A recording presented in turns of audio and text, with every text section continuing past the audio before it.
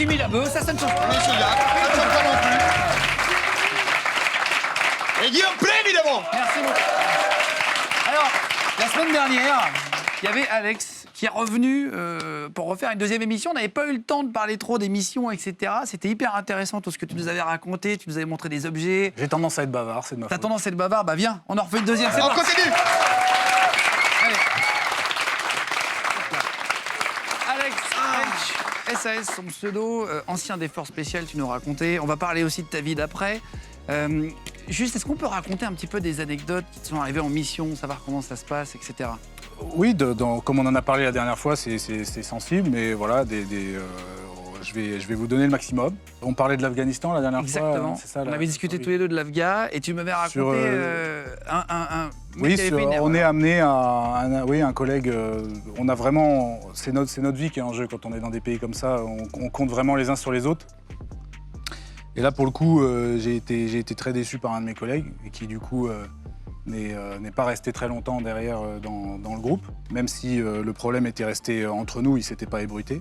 On a été amené à dormir sur le terrain en Afghanistan, donc évidemment c'est un pays extrêmement dangereux et voilà, chacun avait son secteur de surveillance. Moi et deux autres collègues, on a été montés sur une hauteur pour avoir des vues. On était montés avec notre équipement de vision nocturne, comme vous avez vu la dernière fois. On était montés avec notre armement. Moi, j'avais pris ma mitrailleuse, j'avais pris une caisse de munitions supplémentaire en cas de coup dur. Et nous voilà nous installer là-haut pour passer la nuit. Et évidemment, on doit se relayer à tour de rôle pour monter la garde. De base, dans l'armée, on ne monte jamais la garde tout seul. Parce qu'il y a de forts risques que tout seul, très fatigué, on s'endort, mais il n'y a personne du coup pour surveiller. Pour surveiller. Là, on est quand même des opérateurs des forces spéciales, donc on se dit qu'on est capable de plus qu'un soldat classique. Hein. Donc du coup, on se permet ça, on se fait confiance les uns les autres, comme je vous le dis, et au final, en plein milieu de la nuit, outre le fait qu'un drone Predator américain ait failli nous cibler en croyant qu'on était nous-mêmes des talibans. Parce que quand ils vous voient d'en haut... Ouais, nos dispositifs de marquage n'étaient pas très performants à l'époque. Heureusement, ils ont identifié, ils ont demandé confirmation que c'était pas des forces alliées. C'est-à-dire qu'ils te demandent à toi dans la radio. Non, on a vu des gars là. C'est ça, ouais. Ils ont demandé au chef de l'opération s'il y avait bien des gars sur tel sommet, telle coordonnée. Ils ont dit oui. Ils ont demandé aux Américains et oui, c'est les Français. Question, un drone, quand on voit les films, etc., il y a des drones au-dessus, on voit au ralenti, on voit que ça tourne.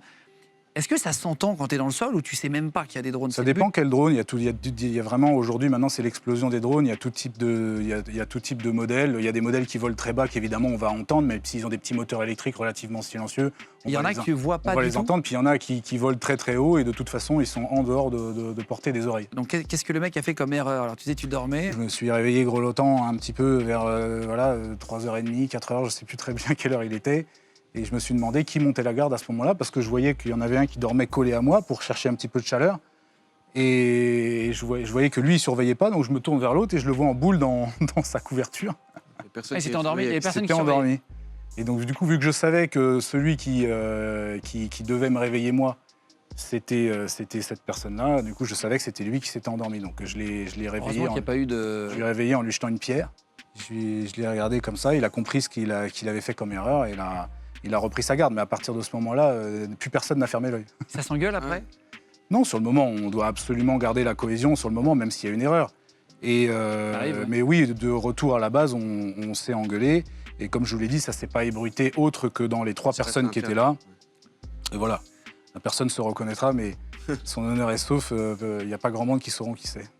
Il y a une mission qui a été officialisée, parce que même si vous ne faites pas des missions secrètes, si c'est secret, comment on peut... De base, toutes nos missions sont secrètes, on ne communique pas dessus. Après, des fois, elles font du bruit et elles sont connues du grand public. Et comme je vous ai dit, ce n'est pas des missions clandestines comme pourraient faire les services secrets. Donc l'État français, si la mission sort du secret et est connue, va reconnaître que c'est bel et bien ces forces spéciales qui ont agi.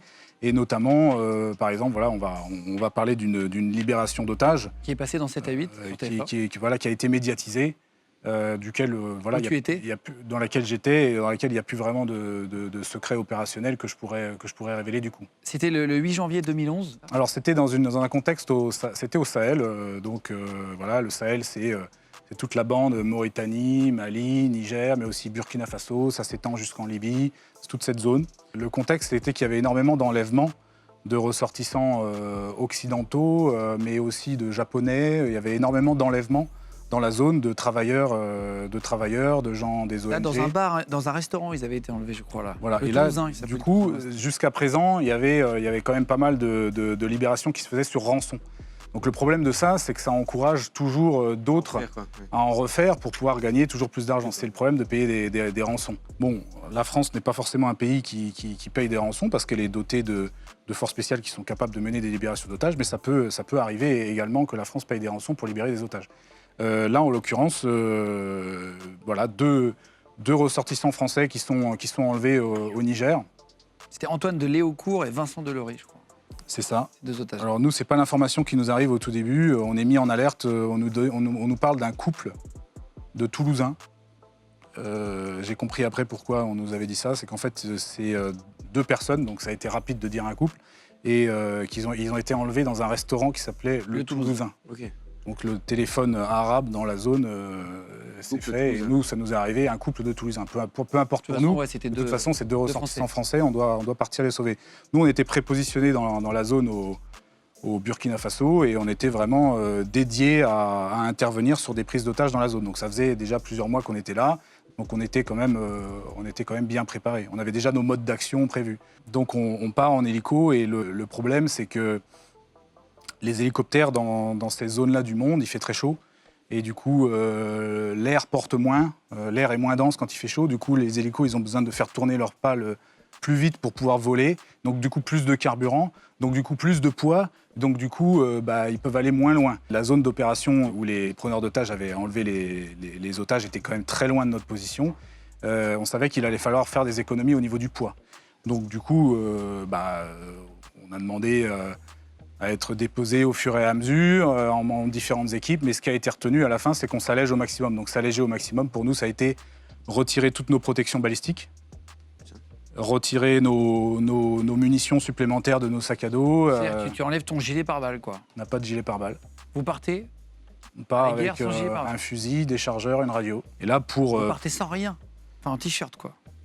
on part en veste de treillis, voilà, juste les porte-chargeurs, notre fusil, notre radio et Donc vous montez dans l'hélico. un petit sac avec un petit peu d'eau, quoi. Qu'est-ce qui se passe quand vous arrivez sur la zone? Vous On les arrive repérez? sur, voilà, donc par chance, il y avait un avion de renseignement qui avait repéré très précisément la position des terroristes qui étaient en mouvement avec les otages. Et donc on savait exactement où ils étaient. Le problème, c'est que au moment où on est arrivé, ils étaient en train de faire une pause. Voilà, donc ils s'étaient mis en position défensive. Ils n'ont pas eu le temps d'entendre les hélicoptères, c'est pas possible. On est arrivé trop vite et puis on vole très bas pour camoufler notre bruit et qu'on puisse pas nous voir arriver de loin. Ils s'étaient arrêtés pour boire un coup, regarder la carte où ils allaient. Et du coup, malheureusement, on les a pas vraiment surpris en mouvement. On est arrivé sur eux, ils étaient en position défensive au sol. Moi, je me rappelle très bien, on nous annonce, 1 minute. C'est le geste dans l'hélico, on n'entend pas grand-chose. Vous êtes combien là, dans l'hélico? Dans l'hélico, il y a le pilote, le copilote, il y a un troisième homme qui est derrière, qui peut avoir une arme de bord de son côté. Et puis derrière, il y a les commandos. En l'occurrence, nous, on était 9. Ok, ouais, quand même. Il y a une image qui a été diffusée sur TF1, qui a été déclassifiée et donnée par l'armée. Est-ce qu'on peut mettre une photo, s'il vous plaît? La photo, alors, elle est en très mauvaise qualité.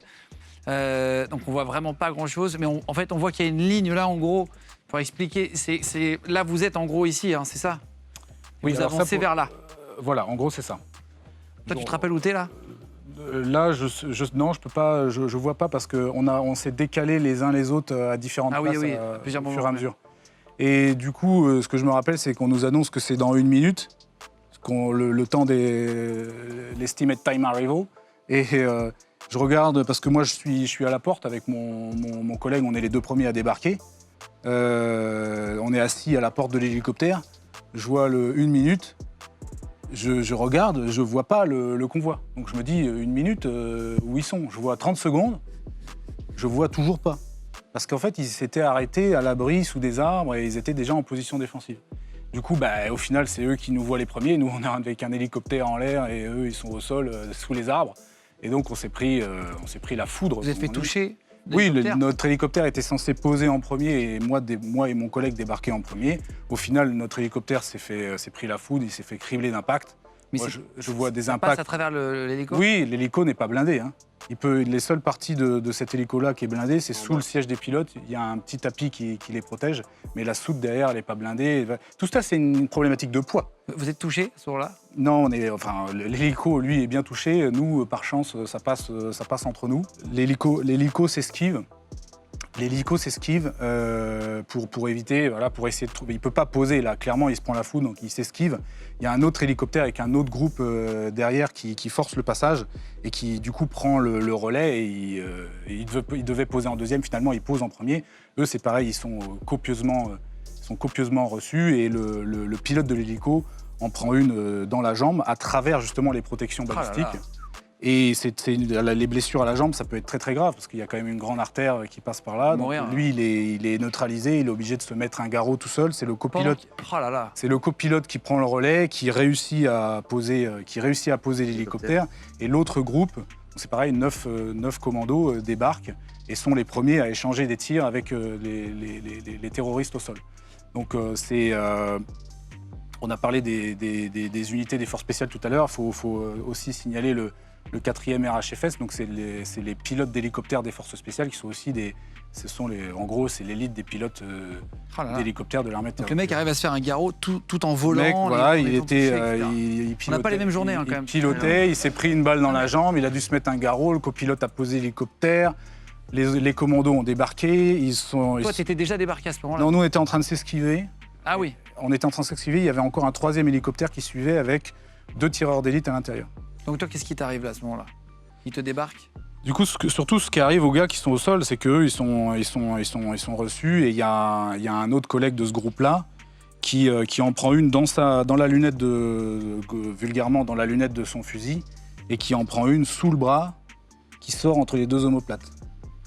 Donc lui, il est neutralisé. Le problème, c'est que du coup, le groupe est fixé, comme on dit. Ils n'arrivent plus à avancer, ils ont un blessé. Et du coup, c'est à ce moment-là que nous, on rentre en scène. On a fait un mouvement d'esquive, on s'est reposé à un endroit plus favorable. Et là, nous, on a pu venir les soutenir, on a pu monter à l'assaut du convoi qui comprenait donc, selon nos informations, 2 otages et 4 gendarmes, non? C'est pas ça, maliens au départ? une quinzaine de terroristes. Donc il faut savoir que là, c'est du 1 contre 1. Hein. C'est du 1 contre 1 au milieu de nulle part, à 3 ou 4 heures de toute évacuation si jamais on est blessé. On n'a pas de protection balistique. Ah, aussi, hein. Là, c'est la castagne nette, comme des hommes. Il n'y a pas les bagues, il n'y a rien. Quoi. C'est... voilà. Tu te Et retrouves... toi, non, Pardon, vas-y, Entre le vas-y. moment où vous êtes touché avec l'hélicoptère au tout début, il y a combien de temps en fait? Ça dure combien de temps? Je n'arrive pas à imaginer. Même moi, j'ai du mal, même moi, j'ai du mal, mais Ouais. ça se joue en quelques minutes. Ouais, quoi. c'est ça. C'est quelques J'ai minutes du mal à d'action. me dire combien de temps. C'est les ça peut sprints, durer. quand même. Entre la fin de la mission, on va dire, et le début quand vous êtes Quelques touché minutes par d'action. l'hélicoptère. Donc nous, on se pose, ça soulève énormément de poussière, ça nous protège des vues, un peu à la manière d'un fumigène. Je débarque en premier avec mon collègue, ça siffle, ça claque dans tous les sens autour de nous. Là, à ce moment-là, il n'y a pas de place pour la peur. Hein. On gère cette peur et ça se transforme en concentration, en adrénaline qui nous permet d'être plus réactifs et plus performants dans cette situation-là. On sait ce qu'on a à faire, on est bien entraîné, on fait notre travail. Du coup, on a manœuvré pour prendre d'assaut les terroristes et venir surtout en renfort pour nos collègues qui, eux, étaient fixés avec un blessé.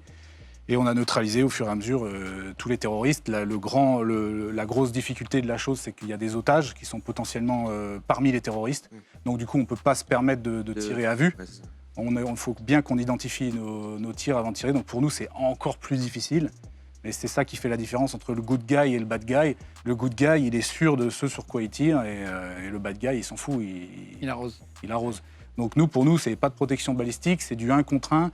Et en plus, on a des otages et on fait attention sur quoi on tire. Et en montrant des grandes qualités militaires, on arrive à neutraliser tous les terroristes. Mais c'est toujours pas fini la mission, c'est ça qui est fou, quoi. C'est qu'il y a un retournement. Là, il y a 3 véhicules, certains sont en flammes. Et j'arrive avec mon collègue sur un véhicule et là, on trouve le premier otage qui est décédé, son corps est très endommagé. Je vois tout de suite que Oui, il y a 3-4 heures entre je vois tout de suite que c'est pas un combattant par rapport à sa tenue. Je reconnais le visage d'un Français et je sais que c'est un otage et qu'il est mort. Ce qui s'est passé, c'est que quand on est arrivé, ils ont pas hésité une seule seconde. Ils ont abattu les otages. Voilà, ils ont abattu les otages. Très bien. Du coup, on a continué notre travail. Il manquait toujours un otage, donc on part à sa recherche. On part à sa recherche. Là, il y a un groupe qui vient en renfort, qui est parachuté directement sur nous. C'est un groupe de commandos de l'armée de l'air qui est parachuté directement sur nous pour venir nous renforcer. C'est eux qui, après, ne trouvant pas le deuxième otage, partiront en reconnaissance sur une autre portion et trouveront le deuxième otage exécuté d'une balle dans la tête. Nous, sur zone, on a de nombreux terroristes neutralisés et on a une situation compliquée, c'est qu'on a des terroristes, pour nous, qui se rendent. On les a vus, ils nous ont tiré dessus. Ils se rendent, mais ils sont dans un pick-up estampillé gendarmerie. Bleu, estampillé gendarmerie, ils sont en treillis. Du Mali Des gendarmes nigériens, pour le coup. Et donc, nous, c'est encore une contrainte supplémentaire sur la zone, parce que, on a ces mecs qui se rendent. Nous, on n'est pas des bouchers, on n'est pas là pour exécuter les gens. Surtout qu'un ennemi capturé, c'est un ennemi qui potentiellement va apporter du renseignement pour démanteler des cellules. Et donc, du coup, nous, on fait notre travail. Les gens qui se rendent, on les conditionne, ce qu'on appelle, c'est qu'on les fait prisonniers et on les évacue. Alors, ces mecs qui se rendent, ils sont grièvement blessés. Ils sont grièvement blessés, donc on sécurise la zone, on est renforcé par les commandos de l'armée de l'air qui partent à la recherche du deuxième otage, qui trouvent le deuxième otage exécuté. Et nous, on se retrouve avec nos mecs qui se rendent et qui sont grièvement blessés. Et là, on fait ce qu'il y a à faire, à savoir leur sauver la vie. Donc on entame des soins sur eux avec le même professionnalisme que si c'était des amis. Et donc, on est plusieurs à gérer différents blessés. Il y en a qui ont les jambes complètement criblées d'impact, qui ont perdu énormément de sang. D'ailleurs, celui-là ne va pas survivre. Il y en a un autre qui a pris une balle dans l'épaule, il va bien. Évidemment, après, moi je revois les images, il faut s'imaginer que les blessures de guerre, c'est pas des belles blessures, quoi. Voilà, il y a des gens qui ont plus de tête, il y a des gens qui ont des membres cassés, arrachés, voilà.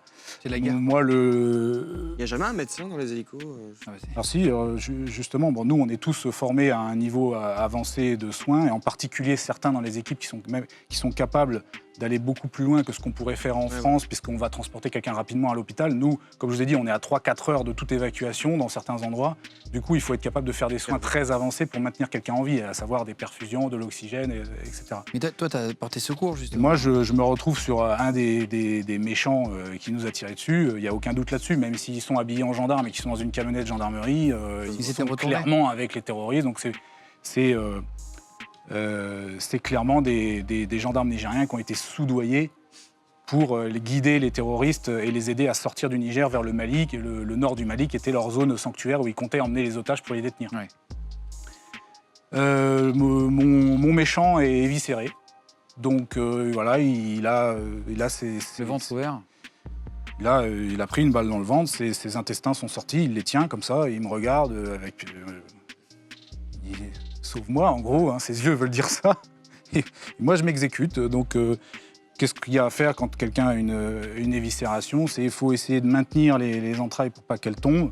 Et donc, on va faire ce qu'on appelle un pansement humide pour préserver l'humidité sur les entrailles, parce que si elles se dessèchent, ça peut tuer. Ça peut faire une infection du sang, ça peut faire un choc. Dans le désert, en plus, j'imagine. En plus, il fait très chaud, donc pansement humide. Sur le coup, là, l'éviscération étant importante, j'enlève mon t-shirt, je chope ma seule bouteille d'eau que j'avais emmenée parce qu'on n'avait pas le droit à beaucoup de poids. Je fais ce qu'il y a à faire pour lui sauver la vie, je lui fais un pansement humide, je sors un pansement compressif, j'emballe tout ça et je lui dis voilà, prêt à partir pour avoir des soins avancés dans un hôpital qui, là, le chirurgien va tout remettre à l'intérieur, va tout refermer. Une éviscération, c'est impressionnant, mais on peut très très bien survivre à ça.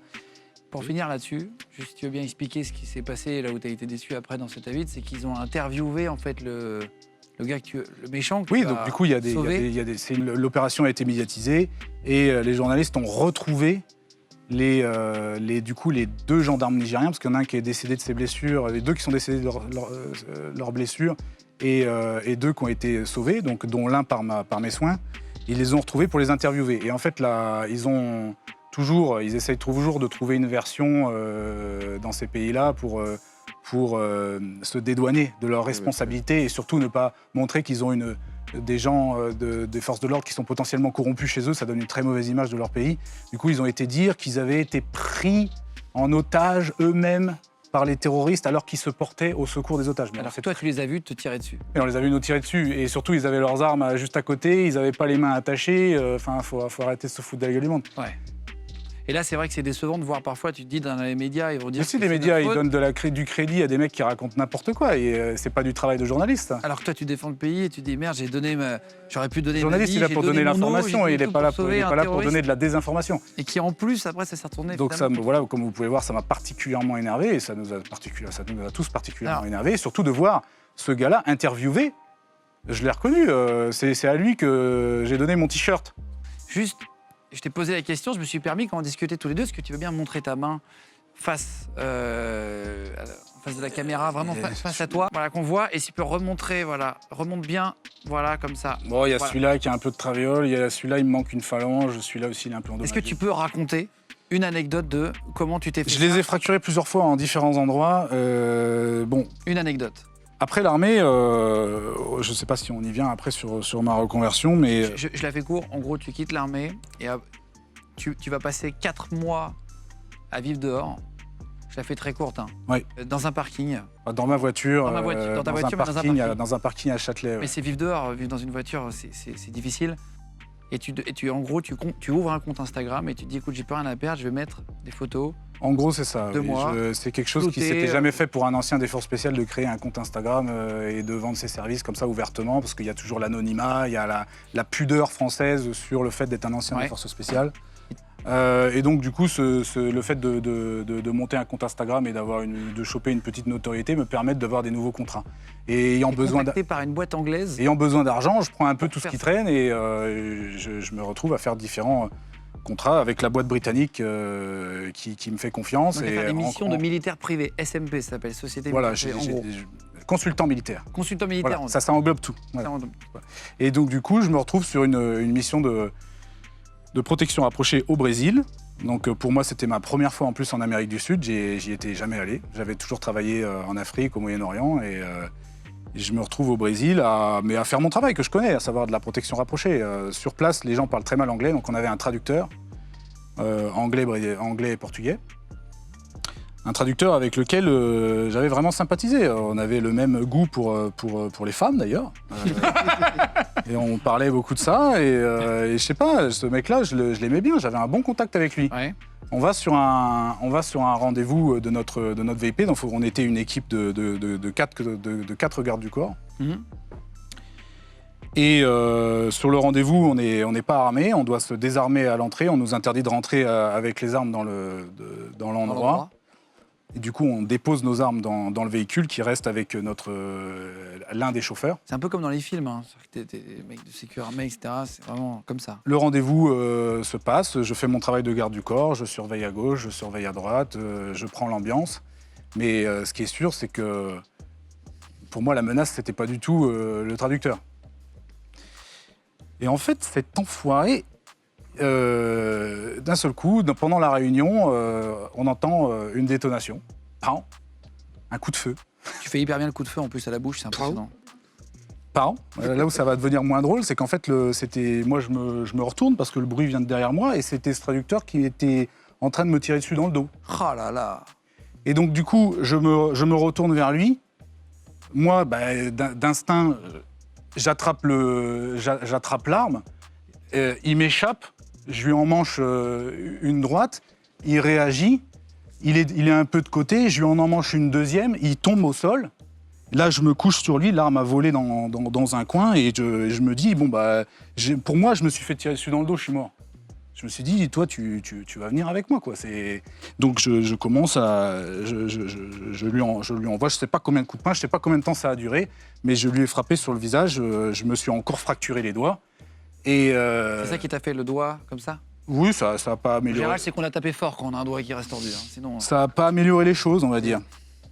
Et du coup, évidemment, le reste des collègues évacuent le VIP, m'attrapent, on y va. Moi, sur le trajet, donc je travaillais avec des Britanniques, je commence à enlever ma chemisette. Et bon, vous l'avez compris, j'avais un porte-plaque en dessous. Un gilet pare-balles. Donc, épais. vulgairement, un gilet pare-balles. Non, un porte-plaque discret. Donc, j'avais un t-shirt, un porte-plaque et une chemisette pour cacher le tout par-dessus.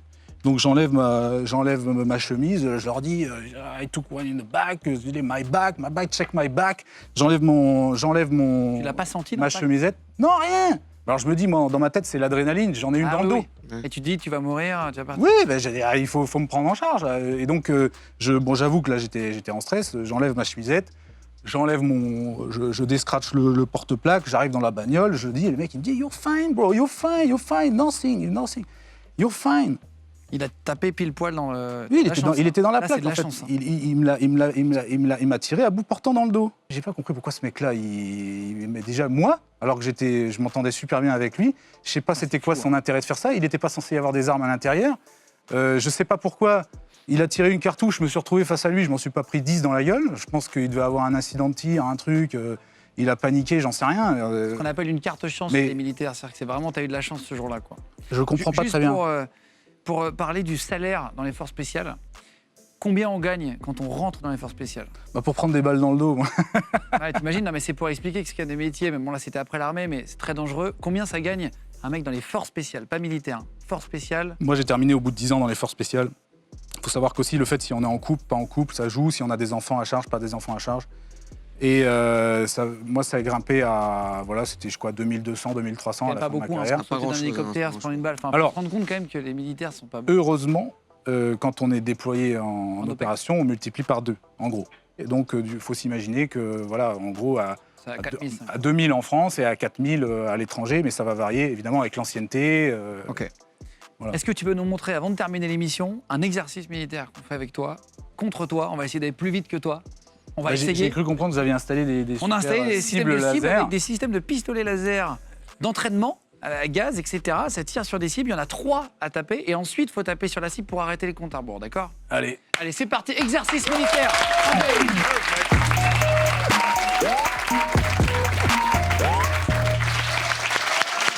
Allez, alors, bon. Et voilà, équipé.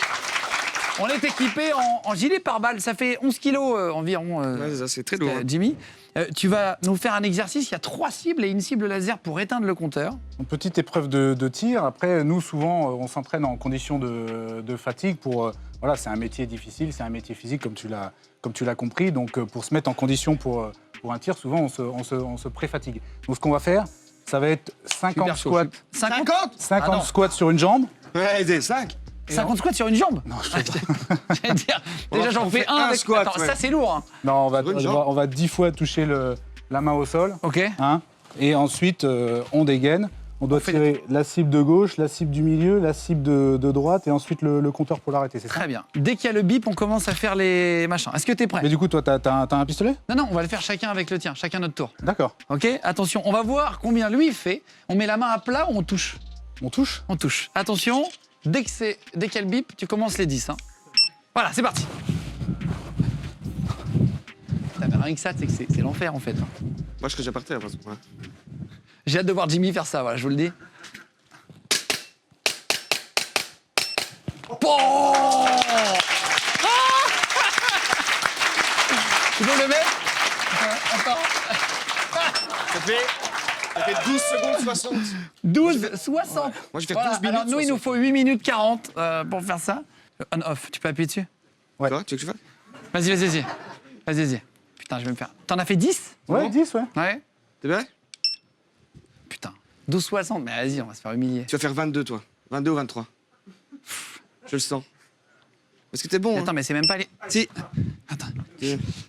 J'ai mal pour toi. 4, 5, Souffle. 6, 7, 8, 9, 10. Ah putain, mais c'est impossible! Oh, oh. Allez, Ah, merde, allez, j'arrive allez, pas à allez. l'ouvrir. Attends. Pas mal. Oh putain!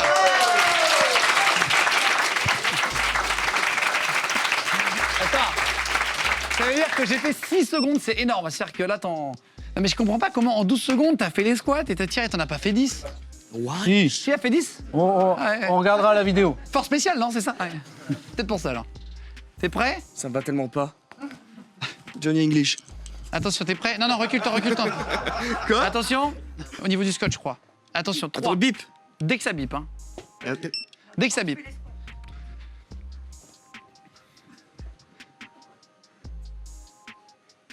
Allez, feu. Allez, 1, 2, 3, 4, 5, 6. Eh, lève-toi jusqu'en haut. 6, 7, 8, 9, 10. Allez.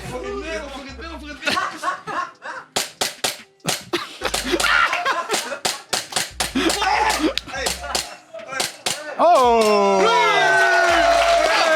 Ça passe encore. Ouais, je sais. Attends. Eh, ça va, 22, t'as fait 18. Non.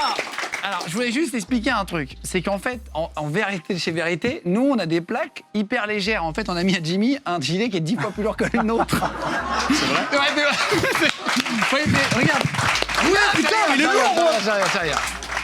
Alors, Avant que j'aurais fait facilement 10-12 comme toi, mon on ami. va faire une épreuve. Avant de faire l'épreuve de force pour terminer, je vais ramener un fusil. Vous savez bien que c'était. Et je voudrais que tu nous montres, si jamais un jour on se retrouve face à quelqu'un armé, ça peut arriver à tout le monde, malheureusement, aujourd'hui, de dire comment il faut désarmer. Quelqu'un peut prendre le fusil dans le public? Mais ça va faire mal ou pas? Non, on va faire ça doucement. Qui n'a pas peur de venir dans le public? Tiens, viens, si tu veux bien. Attends, quel est ton prénom? Johan. Johan. Allez, pas très Covid de me rapprocher de Johan. Johan comme ça. Ok, donc là, on est dans les transports en commun et il y a quelqu'un qui surgit avec une arme. Clairement, il n'est pas là pour faire une partie d'airsoft. Ouais. Donc du coup, la première personne qui va arriver sur lui va essayer de se saisir de l'arme en profitant de l'élan pour le pousser. Avec la tête? On peut envoyer un coup de tête en même temps, on peut profiter pour pousser. Il faut essayer de saisir les deux mains le plus loin possible. Si on saisit au milieu, on n'aura pas de force. Il faut essayer de saisir les deux mains les plus écartées possible. Donc là, vu qu'on est arrivé en poussant, on va Attends, maintenant... remettez-vous au milieu quand même, monsieur. Il va t'envoyer dans le palmier. On va maintenant... on a poussé, on tire. Ensuite, on envoie le canon, la crosse. Et là, on éjecte l'arme. Voilà. Donc évidemment, si ça continue et s'il n'a toujours pas lâché, on répète l'opération autant de fois qu'il n'a pas lâché. Donc ça peut être difficile, ça ne marche pas à tous les coups. Je pousse, je tire, coup de canon, coup de crosse. Là, en plus, il a la sangle, il va falloir que je tire très fort, ça va venir. Qu'est-ce que peut faire pendant ce temps-là quelqu'un d'autre? La deuxième personne, elle va venir attraper les jambes. Parce que, évidemment, si j'attrape les jambes de quelqu'un comme ça ici, quel est le réflexe naturel? Ça va être d'anticiper la chute avec les mains en avant. Et donc, du coup, relâcher les mains sur l'arme. Okay. Donc, du coup, la première personne, Jimmy, tu saisis l'arme à deux mains fermement. Voilà. Ouais, madame. Tu profites de l'élan, tu pousses, tu tires. Ensuite, tu lui envoies des coups de canon, des coups de crosse et tu essayes de retirer pour lui arracher. Et toi, pendant ce temps-là, Guillaume... C'est hyper long, ça, Dylan. Attends, donc c'était comme ça, le vrai comme pro. ça. Toi, pendant ce temps-là, Guillaume, tu vas lui attraper les deux jambes et naturellement, il va tomber en avant. Pas plus bas, pas plus bas. Ah oui, d'accord. Voilà. Tout Et vous simplement. répétez l'opération autant de fois qu'il y a de terroristes. J'enlève ça. Et tu viens me montrer ce que tu avais montré avec Thibaut. Juste le geste, si quelqu'un arrive et vous menace avec un pistolet, c'est très très difficile à faire en vrai. Alors, si c'est pas dans le dos, pour le coup... Qu'est-ce qu'il faut faire? Donc, il y a une menace. La plus facile, c'est quand c'est en haut. Le plus difficile, c'est quand c'est au milieu du Montre en corps. vitesse réelle, là, ce que tu Voilà, fais, toi. en haut, comme c'est comme ça. Voilà. Et si le doigt il reste dedans, c'est pas grave. Alors, C'était vite, dit. ce qui s'est passé... Il a perdu un index, hein, malheureusement. Ce qui s'est passé, c'est que je suis sorti évidemment de champ. l'axe. J'ai cassé l'arme ici avec un pivot. Et ce qui s'est passé, c'est qu'il avait toujours le doigt dedans. Donc, ce qui peut arriver à ce moment-là, c'est qu'il se tire lui-même une balle dans la tête. Voilà. Ensuite, je peux envoyer un coup de pied comme ça vient. Et j'arrache l'arme. Moi, je vais réarmer et je vais lui demander de se coucher au sol. Ou s'il est toujours une menace, je vais pouvoir le traiter. C'est un peu plus compliqué. Tu peux remontrer en vitesse rapide. Oui, je ne voudrais pas S'il lui te faire plaît. mal parce qu'il n'a pas de... Laisse pas ton index dedans. Il a pas de... Donc plutôt au niveau du visage, je vais te montrer une autre technique pour ça après. Donc ça donne ça. Mets-toi au sol. Voilà. Si c'est au niveau du corps, là c'est plus difficile. Il va falloir sortir de l'axe du canon, comme ça, en saisissant l'arme. D'accord. À partir de ce moment-là, Est-ce que tu peux le faire dans l'autre sens pour la caméra? Oui. Merci beaucoup. Voilà, donc là, je vais sortir de l'axe du canon en essayant de saisir fermement l'arme. Par rapport à l'histoire que je vous ai racontée, selon la position, peut-être qu'il va être dans une position en déséquilibre arrière, je vais pouvoir lui envoyer un coup de poing, quelque chose. Mais à la fin, pour arracher l'arme, d'accord, je vais venir saisir en pivot, comme ça, par en dessous. Et ici, ça va être très facile de lui arracher. Ah ouais, fort. Voilà, Fort. donc ça, Dure journée aussi. Hein. voilà, donc longue journée, ça va donner ça. Ah waouh, ça va vite. Hein. OK ? Encore Très bien, merci beaucoup. Ce qui compte, c'est Très intéressant. Ce qui compte, c'est de sortir de l'axe. Hein. À partir du moment où on est ici, on peut venir ici, il peut tirer, c'est pas grave, je suis pas dans l'axe. Et là, je saisis l'arme. OK ? Merci beaucoup. Voilà, c'était vraiment ce qu'il faut faire. Si jamais ça vous arrive, pas que la caméra regarde, juste. Avant de terminer, on va faire un concours de force, parce que les forces spéciales, c'est aussi la force. C'est pas que la force, c'est ce que tu as expliqué depuis tout à l'heure, mais c'est aussi la force. On va tester maintenant face à l'homme le plus fort de France qu'on a fait venir, qui a battu le record de force de France. Il va venir face à toi sur la machine à coups de poing de la foire. On va voir qui gagne maintenant. C'est parti.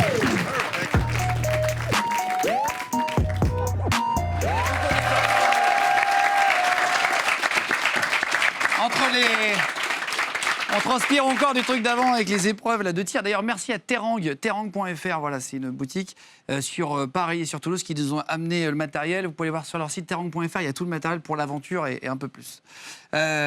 Si tu veux bien, on va accueillir quelqu'un pour faire ça face à toi. Allez. On va accueillir Aurélien Strongman, l'homme le plus fort de France. Il est là. C'est bien.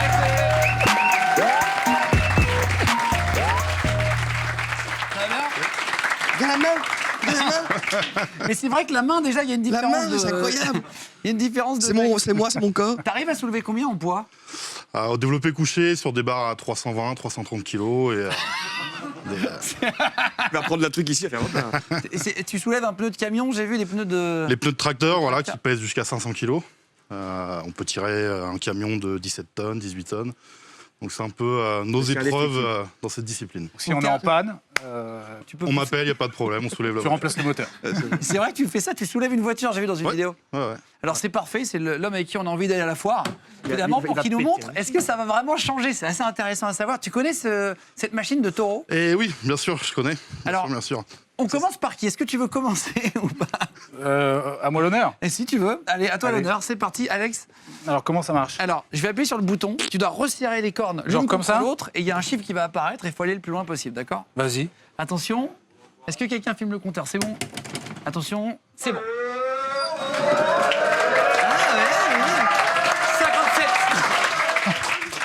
57. Lui, il rigole déjà. C'est le double Je de sais mon pas. poids, tu dois faire 114. Tiens, vas-y. Let's go. Ouais, si tu veux bien. Il va casser la machine. Alors, attention, c'est parti. C'est bon? Ouais, vas-y, crescendo. Ah ouais, oh putain, la vache. Combien? 60. 60, c'est la première fois qu'on voit un chiffre aussi haut. Jimmy, tu veux essayer? Ah non, bon. Ah, tu peux essayer. Je vais essayer pour montrer la différence par rapport à eux, toi. Vas-y. Attends, voilà. 51. Non, mais en fait, c'est vraiment pas très précis, très Je honnête. pense pas, non. Maintenant, on va passer à la machine de la foire. C'est qu'on connaît tous. Alors, qui commence? Pareil, Alex? Vas-y. Ah non, je vais laisser commencer les plus faibles. C'est bon. Ah, bon, j'y vais. J'y vais en premier? T'as dit le plus faible. C'est pas censé être moi. T'as combien? Ah non, c'est pas énorme. Non, c'est pas énorme, c'est pas énorme, c'est pas énorme, c'est pas énorme. Attends, c'est pas fini. Attends, voilà. Laisse mon score quand même arriver jusqu'en haut si tu veux bien. Solo, un Jimmy adulte. Non, Non, toi t'as mal à la main. Ouais, j'ai mal à la main. C'est vrai, en Vas-y, plus, j'ai quand tu veux. C'est bon là? Est-ce que quand un ancien effort spécial tape dans une machine à la foire, T'as fait combien, toi? 685. Ouais. Ah bah oui. Ah bah c'est sûr, ouais. C'est sûr. C'est sûr. Allez, c'est parti. Tu veux, On va Aurélien? essayer, on va essayer. Aurélien, tu pars pas avec la machine, hein? Tu nous- Ça va être Tu plus vas nous la facile faire pour moi de la décoller. soulever que de Attends, taper mais non. dedans. Tu veux des contrepoids derrière ou Non, c'est ça bon? va le faire. C'est bon? Ah, ça va tomber derrière. Celle-là, elle est bien. Combien ça va afficher? 680. Ah ouais. Ah, pas mal. Tu vas en faire une? J'arrive avec élan là. Attends, je pars de l'autre côté. De quoi? trompe pas. Hein. Oh non. Putain, je le voyais dans le but. Ah ouais. D'accord. Oh la vache. Putain, le vol. C'était assez impressionnant de le voir d'ici. Il était en l'air, il a tapé. Tu veux en faire une dernière ou pas? En sautant, non. Non, pas en sautant. Le sol une n'est norme pas breveté pour. Ouais, Pour arriver dans les- sans sauter. Pour arriver dans les 700. C'est quand même fort, hein. Ah, si ça va faire 700 ou pas? Ça va faire. Ah, il va faire 700. Ça monte. Il va. Alors, juste pour dire. Tu fais quoi dans la vie, toi, pour terminer? Je suis préparateur physique. Donc, je travaille dans le sport. physique. Ah oui, tu t'occupes Ouais. des rugbyman et tout, je crois. C'est ça, voilà. Donc, on peut te suivre sur les réseaux, c'est Aurélien Lejeune. Voilà, si vous voulez Aurélien le suivre. Strongman sur Insta. Aurélien Strongman, et ton vrai nom, c'est Aurélien Lejeune. C'est ça. Aurélien Strongman, 35 ans, d'Aquigny dans l'Eure, tu viens de Normandie. C'est ça. Tu as fait un tour 10 fois champion de France de développé couché, voilà, 330 kilos pour ceux qui font la muscu, ça, c'est beaucoup. C'est 2 fois plus que moi. Merci beaucoup d'être venu, Aurélien. Merci. Merci, Aurélien Strongman, merci beaucoup. Alors, viens, c'est bien. Merci beaucoup, Alex, d'être venu. Nous avoir raconté un peu les forces spéciales, la vie. Et c'est fini, vous faites pas venir l'homme le plus intelligent du monde. On fait Bah, c'est vrai qu'on avait des une exercices. partie d'échecs. Parce que t'es hyper fort en maths, etc. J'avais prévu de faire des jeux de. L'homme le plus souple du monde. C'est le plus grand cabaret du monde. Non, en tout cas, juste pour dire, t'as fait Ghost Recon aussi. C'est toi, en fait, le personnage qui a servi dans Ghost Recon. Alors effectivement, en tant que consultant militaire, tu as vu, on peut faire plein de choses en tant que consultant militaire. J'ai été amené à travailler avec les équipes de Ghost Recon d'Ubisoft. Et j'ai été amené à les conseiller sur le réalisme du jeu et à faire moi-même la motion capture du personnage. Je ne sais pas s'il y aura... on voit en temps réel. On voit en temps réel. quelques les extraits, ouais. Et du coup, après, faut garder à l'esprit que ça reste un jeu vidéo et le but, c'est pas une simulation, ça reste un jeu vidéo. Ce qui a été pratique de travailler avec moi, c'est que moi-même, je suis un fan de jeux vidéo depuis que je suis adolescent. Donc voilà, ça a été un grand plaisir de dingue travailler de faire avec ça. eux et c'est vraiment des super équipes et je les salue. Si vous jouez dans Ghost Recon, vous verrez, c'est lui qui met les trucs, les gestes, etc. Machin. Juste pour terminer, tu fais aujourd'hui, tu as une société qui fait des stages. Est-ce que tu peux expliquer ce que c'est pour ceux que ça intéresse? On a vu Alors, un panel de ce que tu peux. Ma société Chiron, qui fait du conseil et de la formation dans la branche sécurité-défense, propose aujourd'hui des formations dédiées aux professionnels armés en tir, en combat en milieu clos, en combat rapproché véhicule. Ça se passe juste à côté de Paris, à Villebon-sur-Yvette, dans l'Essonne, dans 91. dans le 91. Et également des formations de secourisme et des formations de défense à main nue qui sont ouvertes à tout public. D'accord, donc c'est pas que pour les gens, il y a des policiers qui Il y a des formations, voilà, il y a des formations qui sont formations pro réservées aux professionnels, voilà, pour qui s'améliorer portent une dans arme, leur métier. voilà, pour se perfectionner dans certains domaines techniques dans lesquels l'expérience de mon équipe, qui sont comme moi que des anciens des forces spéciales, experts dans leur domaine. Qui apprennent à mieux tirer, à des Voilà, policiers, ça peut être un policier municipal, j'ai vu que tu donnais des cours Oui, à tous pour les types de... se perfectionner, les policiers municipaux peuvent être amenés à utiliser des armes de catégorie B dans le cadre de leur travail, à savoir vulgairement des pistolets. Et donc nous, on peut les perfectionner dans l'utilisation de ce pistolet. On leur apprend absolument pas leur métier. Leur métier, ils savent très bien le faire. On les perfectionne dans la compétence, par exemple, technique du tir au pistolet. C'est valable pour les militaires, C'est valable pour les militaires, pour du gendarmes, tir au fusil, policiers. c'est valable pour des unités spécialisées. On fait du combat en milieu clos. Les mecs de sécu aussi, tous les vigiles, tous les gars... Les gens de la sécurité privée qui portent une arme dans le cadre de leur travail, il y en a, peuvent venir aux formations qui sont réservées aux professionnels armés. Et voilà, toutes les formations de secourisme et de corps à corps, sous la version défense à main nue, sont accessibles absolument à tout le monde. Et même ceux qui n'ont pas d'armes, genre un vigile qui va apprendre à mieux se défendre à main nue. Tout à fait. Un Tout le monde peut vigile venir. qui ne porte pas d'arme dans le cadre de son travail peut venir à nos formations de secourisme, déjà parce que s'il se retrouve face à une situation de tuerie de masse dans son magasin, par exemple, pourra être amené à répondre au plus vite et sauver des vies avec nos cours de secourisme, et également pourra apprendre mieux à se défendre à main nue dans nos cours de corps à corps. Donc c'est Chiron Solutions, c'est ça si on veut trouver Le sur site internet, c'est chiron.solution avec un S à la fin. www.chiron.solution avec un S à la fin. Très bien, merci beaucoup. Alex French, SAS, sur Instagram, si vous voulez le suivre, sur les réseaux sociaux. Je vous mettrai tous les liens en dessous de la vidéo en cliquant pour le rajouter sur vos réseaux. Merci beaucoup pour ces 2 émissions. Merci à Jimmy, on se retrouve la semaine prochaine dans le QG. Merci d'avoir suivi ces 2 émissions exceptionnelles, fort spéciales.